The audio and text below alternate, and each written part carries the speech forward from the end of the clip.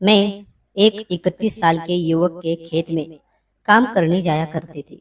मैं विधवा थी, लेकिन वह युवक देखने में बहुत ही हैंडसम था। एक दिन उसने मुझे अपनी बुलेट पर बैठाकर अपने घर ले गया। वहाँ उसने मुझे अपना पूरा घर दिखाया और आखिर में मुझे छत पर ले गया। उसका घर बहुत बड़ा था और छत पर बहुत सारे पौधे लगे हुए थे। उसने एक गुलाब का फूल तोड़ा और मेरे बहुत करीब आ गया। मुझे समझ नहीं आ रहा था कि क्या करूं। उस समय आसपास कोई नहीं था, सिर्फ मैं और वह, हम दोनों ही थे। मैं बहुत डर गई थी और फिर आगे कुछ ऐसा हुआ। नमस्कार दोस्तों, मेरा नाम अनीता है। मेरी उम्र 27 साल है और 2 साल पहले मेरे पति की मृत्यु हो गई थी, जिससे मैं विधवा बन गई। उस हादसे के बाद मेरा पूरा जीवन बदल गया। मैं बिल्कुल अकेली पड़ गई थी, दुख और यादों के गहरे अंधेरे में खो गई थी। मेरे माता पिता मुझे अपने घर ले गए, पर वहाँ भी मेरा मन नहीं लगता था, क्योंकि हर कोना, हर पल मुझे मेरे पति की याद दिलाता था और दिल की चोटें फिर से ताज़ा हो जाती थी। आखिरकार कुछ महीने पहले मैं अपने मामा के पास रहने चली गई। मेरे मामा एक छोटे से गांव में रहते थे। उनके पास खुद की जमीन नहीं थी, इसलिए वे दूसरों के खेतों में मजदूरी किया करते थे।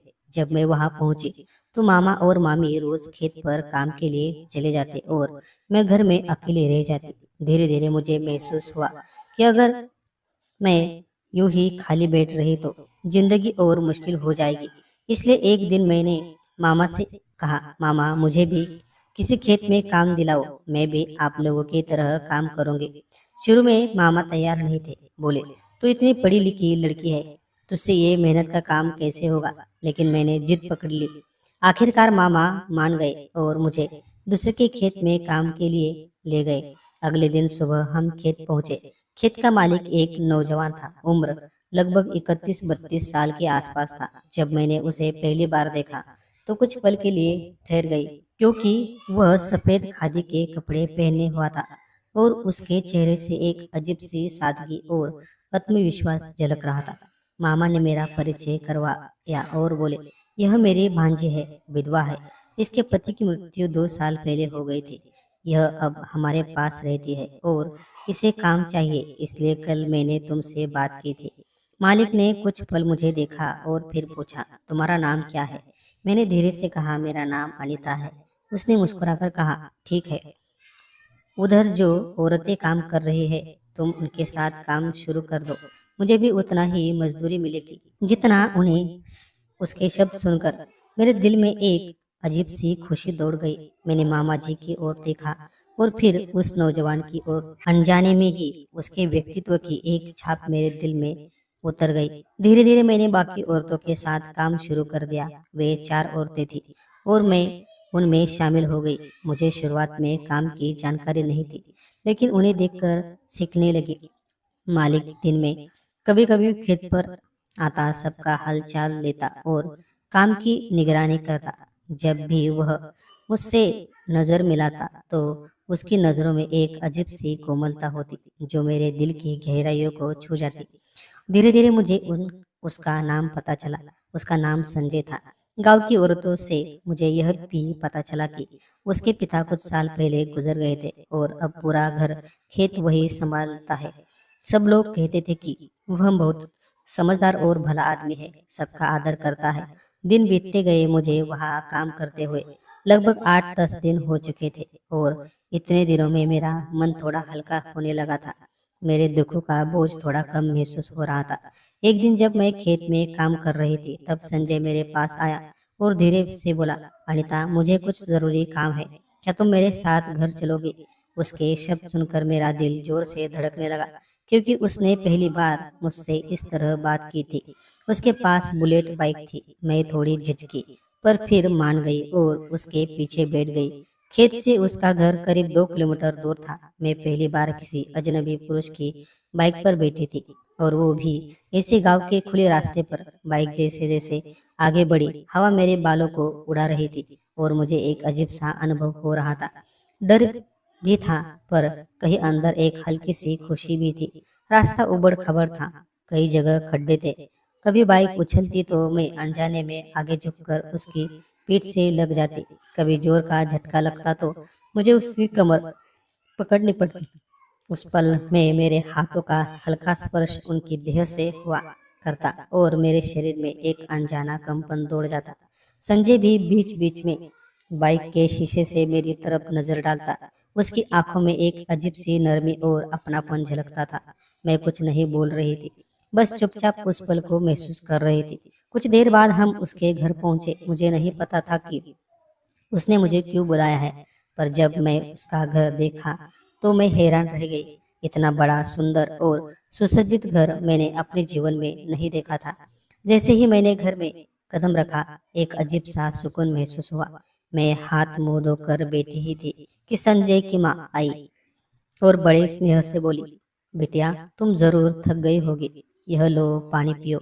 उनकी मुस्कान में इतना अपनापन था कि मेरा मन पिघल गया। थोड़ी देर बाद उन्होंने कहा, बिटिया मुझे कुछ मिठाई और नमकीन बनवानी है, चिवड़ा, लड्डू, करंजी, यह सब मुझे मेरी बेटी के पास भेजना है। क्या तुम मेरी मदद करोगी? उनके बोलने के अंदाज में जो प्यार था, उसने मेरे दिल को छू लिया और उसी क्षण मुझे लगा कि शायद मेरी जिंदगी फिर से किसी नए मोड़ की ओर बढ़ने लगी है। मैंने तुरंत हाँ कह दिया, क्योंकि मुझे हमेशा से ऐसे पकवान बनाने में अच्छा अनुभव था। संजय ने पहले ही अपनी माँ से कहा था कि खेत में एक लड़की काम करती है जिसे खाना बहुत अच्छा बनाना आता है। शायद इसी वजह से उसकी माँ ने मुझे घर बुलाया था। उस दिन मैं और उसकी माँ मिलकर चिवड़ा और शंकरपाले बनाने लगे।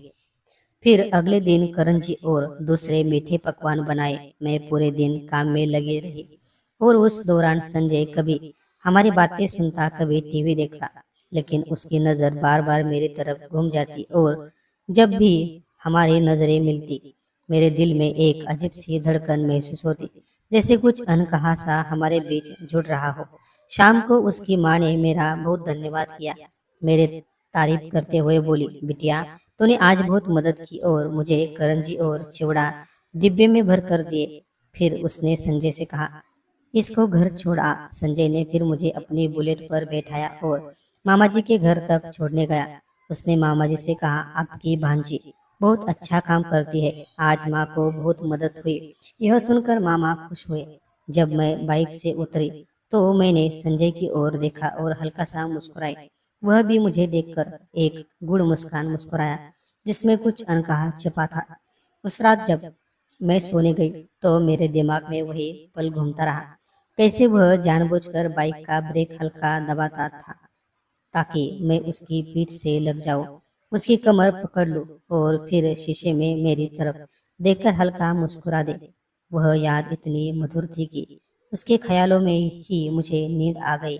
अगले दिन सुबह फिर संजय आया, क्योंकि अभी कुछ और मिठाइयाँ बननी बाकी थी। उस दिन मैं और उसकी माँ मिलकर काठी, चकली और गुलाब जामुन बनाने लगे। काम करते समय उसकी माँ के स्वभाव की ममता और अपनापन मेरे मन को छू गया। शाम को जब चाय बनी तो उसने उन्होंने कहा, बिटिया यह एक कप चाय संजय को दे आ। मैं चाय लेकर उसके कमरे में गई। वह कुछ पढ़ रहा था। जब मैंने कप उसके सामने रखा तो उसने ऊपर देखा। उसकी नजरें इतनी शांत और स्नेह से भरी थी कि मेरा दिल जैसे थम गया।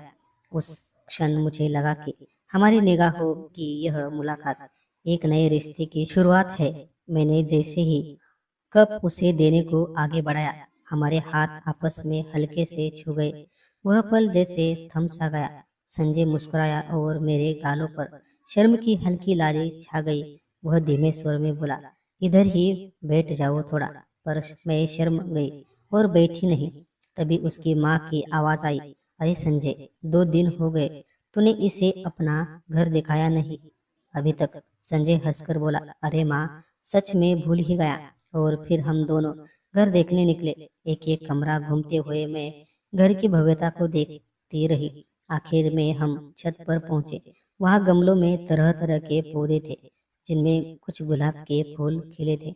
संजय ने एक गुलाब का फूल तोड़ा, मेरी आंखों में देखते हुए मेरे पास आया और वह फूल मेरे हाथ में देने लगा। मेरा दिल तेजी से धड़कने लगा। पता नहीं उसे लेना चाहिए या नहीं, पर मैंने अनजाने में उसका हाथ पकड़कर वह फूल ले लिया। अगले ही पल उसने मुझे अपनी बाहों में भर लिया। उसके होठ मेरे गुलाबी होठों से कुछ छू गए। मैं कांप उठी, पर उस भावना की लहर में बहकर मैंने भी उसके होठों को अपने होठों से जवाब दिया। वह हमारा पहला चुंबन था, जैसे दो टूटी आत्माओं के घावों पर कोई मरहम लगा हो। उस आलिंगन में मुझे एक अजीब सी सुरक्षा, ममता और अपनापन महसूस हुआ। उसी समय संजय ने धीरे से मेरे कान के पास कहा, अनीता, मुझे तुम बहुत पसंद हो। सिर्फ तुम्हारा रूप नहीं, तुम्हारा दिल, तुम्हारी सादगी, तुम्हारा स्वभाव। जिस तरह तुम मेरी माँ की देखभाल करती हो, वैसे ही तुम मेरे जीवन की देखभाल कर सकोगी। मुझे यकीन है, मुझे हमेशा से ही ऐसी ही लड़की की तलाश थी, जो न सिर्फ मुझसे प्यार करे बल्कि मेरी माँ को भी अपनी माँ की तरह अपनाए। उसकी आंखों में सच्चा प्यार साफ झलक रहा था, पर मेरे मन में एक अलग ही द्वंद्व शुरू हो गया। मैं कांपते हुए बोली, संजय, लेकिन तुम जानते हो मैं विधवा हूँ। मेरे पति को गुजरे अभी सिर्फ 2 साल हुए हैं। तुम्हारी माँ, तुम्हारा परिवार क्या कहेगा? संजय ने मेरी आंखों में देखते हुए दृढ़ आवाज में कहा, मैं माँ से बात करूंगा, तुम चिंता मत करो। हमारी बातें चल ही रही थी कि तभी नीचे से उसकी माँ की आवाज आई, अरे संजय, क्या कर रहे हो ऊपर? इतनी देर से नीचे आओ। और हम दोनों एक दूसरे को देखते हुए चुप हो गए, लेकिन उस नजर में अब शब्दों की कोई जरूरत नहीं थी। सब कुछ कह दिया गया था। हम दोनों उस पल होश में आए और नीचे चले गए, लेकिन हमारी नजरें अब भी एक दूसरे से जुड़ी हुई थी, जैसे उन नजरों में कोई अनकही कहानी छिपी हो। दिन बीतते गए, हम खेत में काम के बहाने मिलते रहे, बातें करते रहे, एक दूसरे को समझाने लगे, और कब हमारा प्यार दिल की गहराइयों में उतर गया, हमें खुद भी पता नहीं चला। 3-4 महीने इसी तरह गुजरे, और एक दोपहर संजय खेत में आया और बोला, अनीता, आज घर चलो, जरूरी काम है। मैं उसके साथ चली गई, लेकिन मुझे क्या पता था कि उस दिन मेरी जिंदगी हमेशा के लिए बदलने वाली है। वह मुझे सीधा अपनी माँ के पास सामने ले गया। उसकी माँ मेरी ओर देख रही थी, और मैं घबराई हुई नजरें झुकाकर खड़ी थी। मेरी आंखों में आंसू तैर रहे थे। तभी उसकी माँ ने धीमे स्वर में पूछा, संजय, जो कह रहा है, क्या वो सच है बेटी? मैंने कांपती आवाज में पूछा। तो वो बोली, वो कह रहा है कि उसे तुमसे प्यार है, वो तुमसे शादी करना चाहता है। यह सुनते ही मेरी आंखों से आंसू बह निकले, होठ कांपने लगे, शब्द गले में अटक गए। तभी उसकी माँ आगे आई, मेरे आंसू पोंछे, मुझे अपनी गोद में भर लिया और सिर पर हाथ फेरते हुए बोली, मुझे तो बहू बनकर बहुत पसंद है। अनीता तो सच्ची है, मेहनती है तो माँ की सेवा करती है, विधवा है तो क्या हुआ, तुझे भी नया जीवन जीने का हक है। और अगर तू मेरी बेटी बनकर इस घर में आएगी तो मुझे बहुत गर्व होगा। उस पल मुझे ऐसा लगा जैसे अंधेरी जिंदगी में एक नया सूरज उग आया हो। दुख के अंधेरे से निकलकर प्यार, विश्वास और ममता की रोशनी में कदम रख दिया हो। मैंने ठान लिया कि मैं मामा जी से बात करूंगी। और सचमुच जब हमने संजय की माँ का आशीर्वाद दिया तो हमारी आंखों से खुशी के आंसू झरने लगे, क्योंकि यह रिश्ता सिर्फ दो दिलों का नहीं था, बल्कि दो घरों का मिलन था। उसके बाद संजय मुझे मेरे घर छोड़ने आया। फिर कुछ समय बाद वह मेरे मामा और मामी को लेकर गया। संजय की माँ खुद आगे आई। उन्होंने मेरे मामा मामी से बड़ी आत्मीयता से बातें की और कहा, हम आपकी बेटी को अपनी बेटी की तरह अपनाएंगे, उसे हमारे घर में बेटी का स्थान देंगे। उनके इन स्नेहिल शब्दों ने मेरे मामा मामी के मन का सारा संदेह मिटा दिया। शुरुआत में उन्हें यकीन ही नहीं हो रहा था कि इतना बड़ा संपन्न परिवार मेरी शादी के लिए प्रस्ताव लेकर आया है। जैसे उनकी कल्पना से परे कोई सपना सच हो गया हो। कुछ ही दिनों में गांव में बड़े धूमधाम से देवताओं की साक्षी में विशाल मंदिर के सामने हमारा विवाह संपन्न हुआ। उस दिन पूरा गांव इकट्ठा था। कुछ लोग कानाफूसी कर रहे थे, तो कुछ के चेहरे पर गर्व और संतोष था कि हमारा सच्चा प्यार आखिरकार जीत गया। हमें इस बात की कोई परवाह नहीं थी कि समाज क्या कहेगा, क्योंकि हमारे दिलों के प्यार से बढ़कर हमारे लिए कुछ नहीं था। शादी के बाद हमारी जिंदगी सच में बदल गई। मैं और संजय एक दूसरे के साथ एक सुंदर स्नेह भरा जीवन जीने लगे। अब मेरे गर्भ में संजय और मेरे प्यार की निशानी पल रही है। एक छोटा सा जीवन जो हमारे रिश्ते को और भी मजबूत बना रहा है। मेरी सास यानी संजय की माँ बहुत खुश है। उन्हें मेरी हर छोटी बड़ी बात में खुशी मिलती है। हमारा घर आज खुशियों से भरा हुआ है। हर दिन नई उम्मीद लेकर आता है। दोस्तों, कभी कभी समाज जो कहता है वह सही भी हो सकता है या गलत भी, लेकिन अगर प्यार सच्चा और निस्वार्थ हो तो उससे बड़ी कोई शक्ति नहीं होती। मुझे पूरा विश्वास है कि मैंने और संजय ने जो किया वह बिल्कुल सही था, क्योंकि सच्चे प्यार से बढ़कर इस दुनिया में कोई धर्म या कर्तव्य नहीं। विधवा होना जिंदगी का अंत नहीं, बल्कि नई शुरुआत की एक संभावना है। सच्चा प्रेम वही है जो परिस्थिति, समाज और रीतियों की दीवारों तोड़कर भी जिंदा रहता है। अगर आपका मन साफ है, भावनाएं सच्ची है, तो समाज क्या कहेगा इसकी परवाह नहीं करनी चाहिए। सच्ची हिम्मत वही होती है जब कोई इंसान अपने दिल की आवाज़ सुनता है और उस व्यक्ति को अपनाता है जो उसके जीवन में सच्ची खुशी लाता है। इसलिए दोस्तों, कभी प्यार को एक कमज़ोर मत समझो, क्योंकि सच्चा प्यार ही इंसान को फिर से जीना सिखाता है।